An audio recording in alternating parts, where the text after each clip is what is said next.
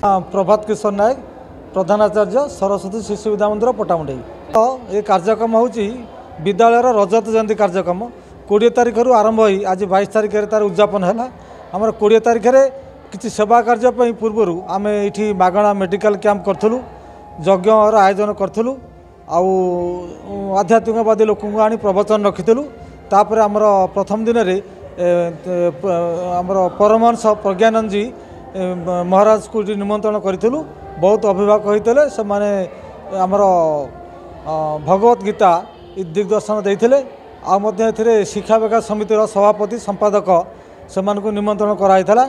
जो 3 दिनिया प्रोग्राम है आज शेष दिन आम आम स्थानीय विधायक को निमंत्रण करूँ। आम कि सरकार निकट में दाबी रखिलु जेहेतु विद्यालय आसी युवक अवस्था 25 वर्ष हो गला तो आग को जीवाई विद्यालय का एक आदर्श अनुष्ठान आउ टे अंचल मध्य प्रतिष्ठित करने जहाँ जहाँ सब रही आम टे आवश्यक आम स्थानीय विधायक निकट में अली रखिलु। से प्रतिश्रुति देले आमर अरुआ आश्रम जो आसते प्रज्ञानंद जी तांको पाखे से आमको भी सहयोग करने ये विद्यालय आगे नापी कहते। जेहेतु 3 वर्ष है किसी फंक्शन हो नाला पिला भितर गोटे आनंद उल्लास करने आम 3 दिन फंक्शन आयोजन कलु। बेस